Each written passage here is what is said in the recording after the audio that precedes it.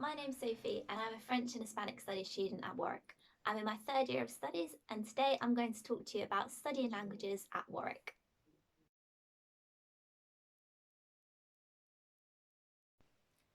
So one of the great things about studying a languages degree at Warwick is the sheer variety and combination of degrees that you can study.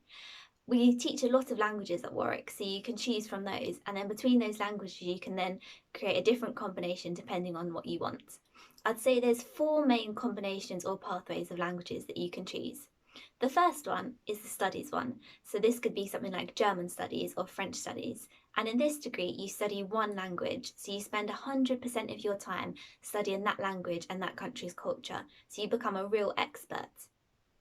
The next type of pathway that you could follow is the AND pathway. This is the pathway that I'm following.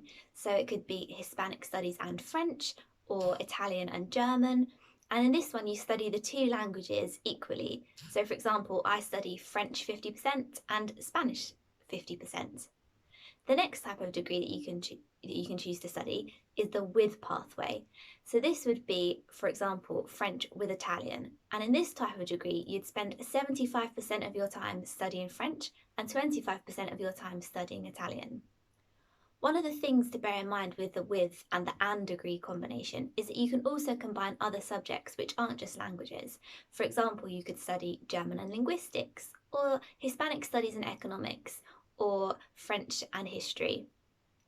The final degree combination is modern languages. Now this is one if you really love learning languages because you get to study 3 different languages. Obviously I've given you a brief overview of the languages here, but on the Modern Languages website, so for the School of Modern Languages and Cultures, they have the full combination of all the different degrees and pathways that you can follow, so you can go on there to see what pathways you can choose.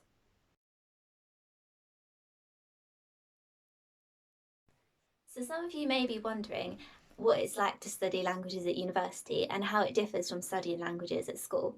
So I'd say the main difference is probably in the organisation of the classes. So for example, at school, you might just have a general French lesson a couple of times a week, whereas at university, they're split into classes for each specific skill.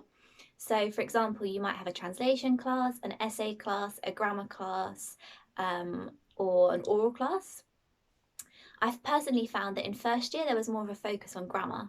This is actually really helpful because it means that everyone is at the same level when we move into second year.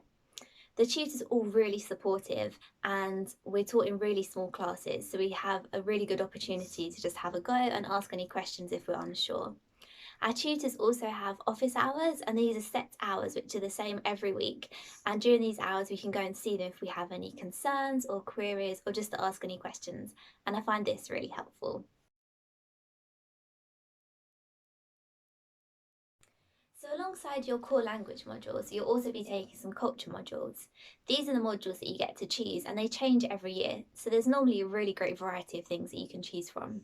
Personally, while I've been at Warwick, I've taken modules in French politics, French linguistics, and identity in the Hispanic world. But normally you can choose modules in literature, film, and history. I've always found the tutors really knowledgeable about their subjects, and they teach the subjects in a really interesting and engaging way, which I really like.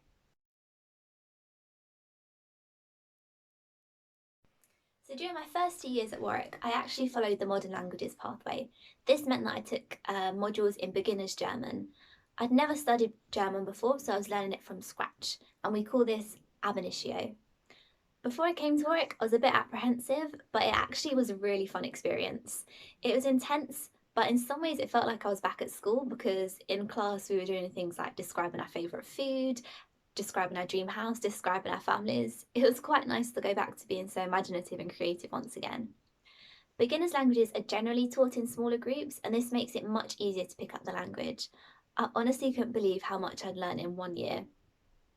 For anyone who's thinking about starting a beginner's language, I would really recommend it. It was a really enjoyable experience, and if you love learning languages as much as I do, it's really cool to learn another one.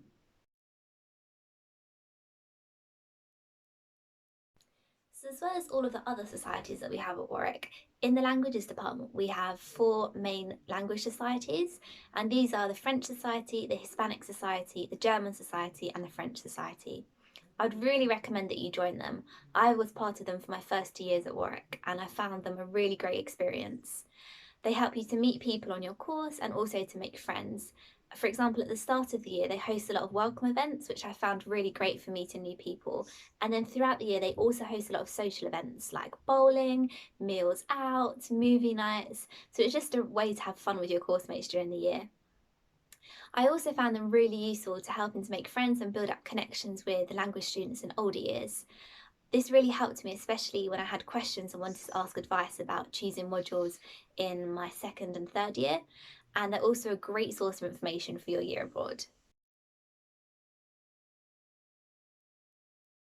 Okay, so I'm very excited to talk about this topic, and that is the year abroad. As I'm a third year student, I've just spent this year on my year abroad, and it really has been an incredible experience. I spent my year abroad studying at the Université Libre de Bruxelles in Brussels, in Belgium. But as a languages student, you actually have three options how you want to spend your year abroad. Number one, you can spend it teaching English abroad as a language assistant through the British Council. Number two, you can find a work placement abroad. Or number three, you can study abroad at one of our university partner institutions. Now, some of you may be thinking that spending a whole year abroad can seem really daunting, and I have to admit I was nervous, but the university are really supportive before your year abroad and during your year abroad to make sure you have everything you need. So during my second year, especially at the beginning, we had a lot of meetings where they gave us a lot of information and advice for how to organise our year abroads. Quite often, fourth years would come into these meetings and they'd talk about their experience and share their top tips for how to organise a year abroad, and I found this so helpful. So I chose to study at the university in Brussels, and this really was an amazing experience. I learned so much about the Belgian culture that I didn't know before. I had the opportunity to attend the huge comic book character balloon parade, and I also ate a lot of typical food in Belgium, like their famous fries and their waffles.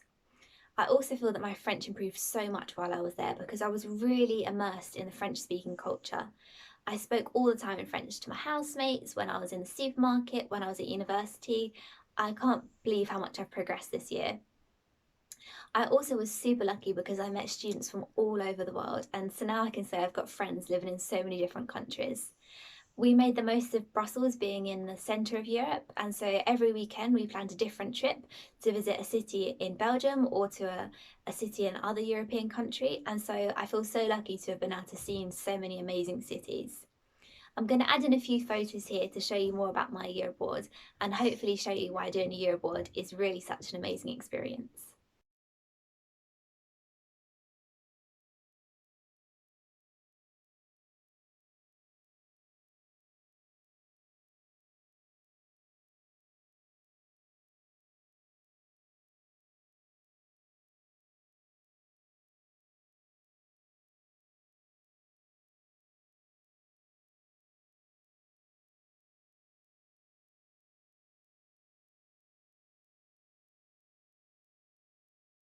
I hope you enjoyed my photos. Thank you so much for listening to me talking about studying languages at Warwick. I hope that what I've said today has been helpful for you, and I look forward to answering your questions. Bye!